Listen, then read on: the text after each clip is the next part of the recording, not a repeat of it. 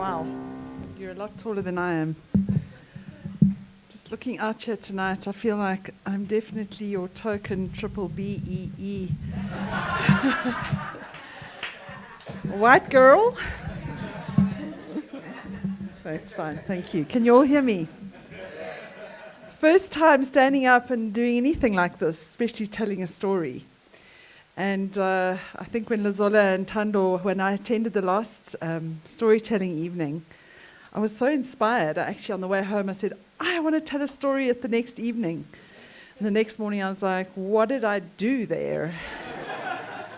They then gave me the topic, which further unraveled me because I didn't want to tell that story. I wanted to tell the story I'd made up in my own head.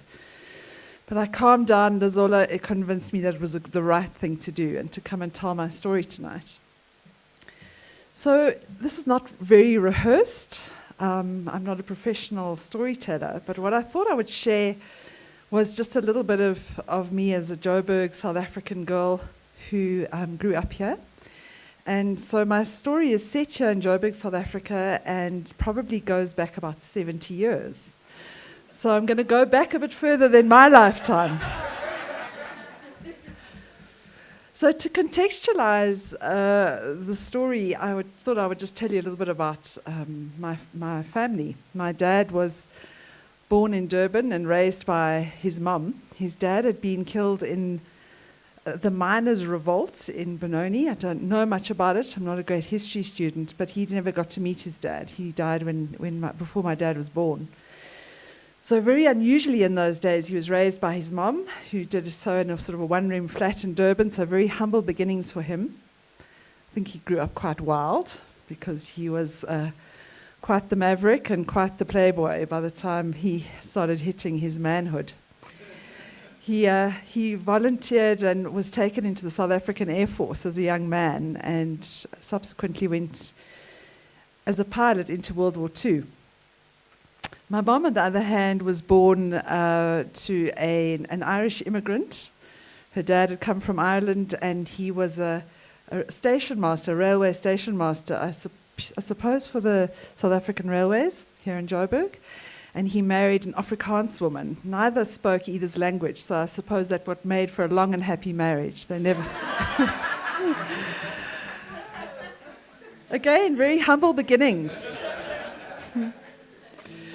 So my parents met in their 20s, in the heyday of after World War II, or during the World War II period, when apparently life was quite hard in that there were rationing and there was, this awareness that the world was in a crisis. But somehow in South Africa, everyone was euphoric because they could contribute in a small way, but we weren't directly affected. And apparently it all went down in Hillbrow.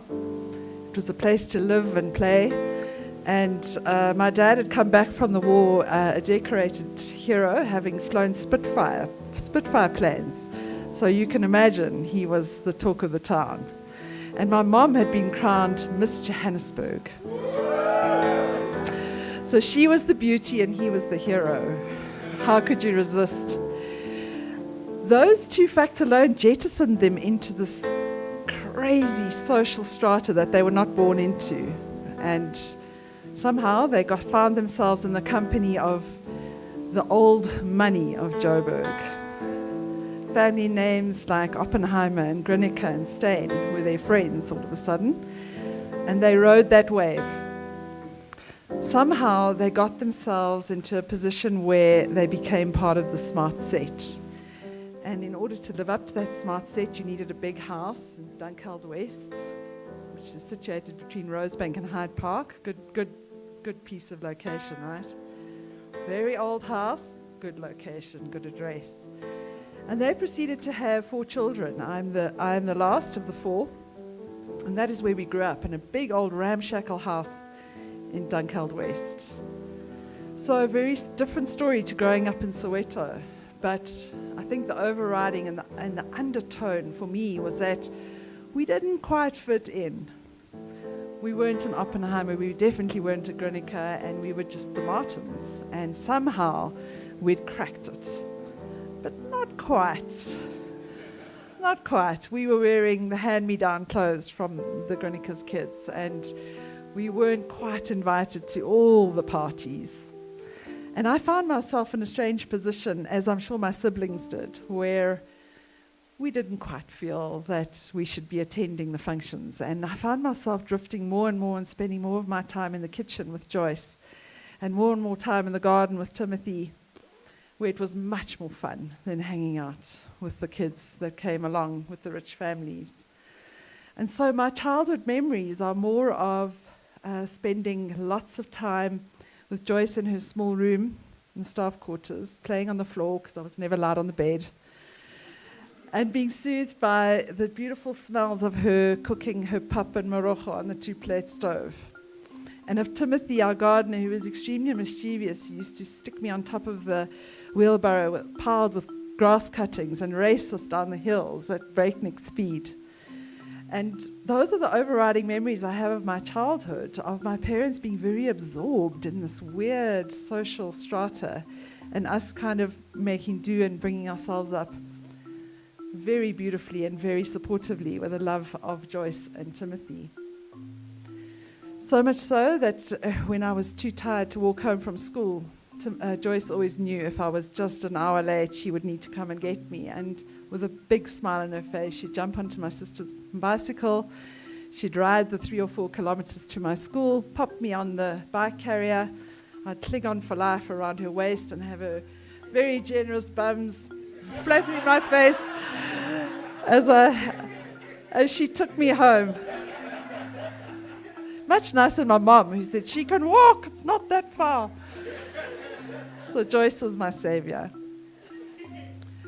So when did it all change? I guess it changed when I was about 14, and my dad decided that he needed a newer model wife.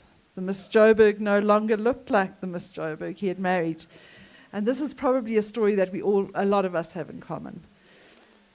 And so he traded her in. And along with that, event came a huge change to our very tenuous, rich existence. By then, my sisters had left the home, and my brother was shortly thereafter conscripted to go and serve his 2 years national service in the army, as we were sent out as white boys to go and kill the terrorists and protect the women folk at home from the enemy. We weren't quite sure who the terrorists were and who the enemies were. But the boys went and they defended us, and we stayed at home. We weren't sure who the enemies were. But my mom and I had to cobble some kind of life together, and it meant moving out of the big house and working out what the next stage of our lives would look like. For her qualification was a comptometer operator. Not sure any of you know what that is.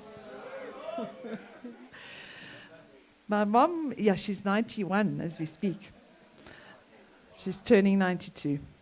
My mom was a qualified comptometer operator, which was quite a prestigious job in those days. She was the person who went along with the audit teams and did all the calculations on a very fancy big adding machine, essentially. So probably a really early computer. But somehow, we're now talking 80s, that comptometer qualification wasn't cutting it. So she took a job as a sales lady in the Studderford's menswear department at Sandton City. And she then spent the next 5 or so years of her life serving her rich friends as they came to shop for their husbands in the menswear department. And she did so with the most amount of dignity and charm. That was her underlying personality. I was about 14 and left very much to my own devices, and now without Joyce and without Timothy, and feeling a little bit sorry for myself. So it was up to me to scrap it out and start to hustle and see what I could do to bring in and do what I could do to support. And so what we thought had been a turning point, and potentially as the topic of the storytelling tonight was given to me, where it all turned to shit, was actually the best years of my life to prepare me for the real world and what was to be my adult life. So I started to hustle, and I tried a few very unprofitable entrepreneurial ventures, made no money, I worked part-time jobs, and I gained the most incredible work experience as a teenager. We were allowed to in those days. You just lied a little bit about your age, and you made a plan, and you got a job. So that was me, and then I was able to finish my schooling, and luckily I was able to go and do a diploma at the Technikon, subsidized by a bursary. And I realized that as an adult I could now start to make some decisions on my own. And I have to say, in a cowardly fashion, I was not dealing with the inequity that I was feeling, having been brought up in this amazing environment and not quite having the courage of my convictions or the wherewithal to fight it directly. I ran away. I ran to Botswana, and I lived there for 4 years, and it wasn't quite 94, and I wasn't ready to come back until things had changed substantially in South Africa. So I traveled again for a year with a backpack and a tent, and around about 95, 96 I came back, and I thought I could stop feeling guilty about the fact that I'd been raised in Dunkeld West by Joyce and Timothy. I have to say that feeling never really goes away. So just as the only white person here today, I will say that white guilt is real. But those hustling years gave me the mettle and the ability to really do what I needed to do to make sure that I could take care of my family. And a few years later, when I was privileged to give birth to my beautiful daughter, and her dad decided he also needed to trade me in, no problem. We were ready, and we were ready to do that. And sometimes when I think about perhaps if my daughter ever had the privilege to stand up here and tell a group of beautiful, open people her story, it would probably be quite similar to mine. She's had the privilege of being raised by beautiful Martha and beautiful Waison, our gardener. And actually, I've repeated my mother's story. Unbeknownst to me, I look back and I go, oh. One major exception, I was never crowned Miss Joburg.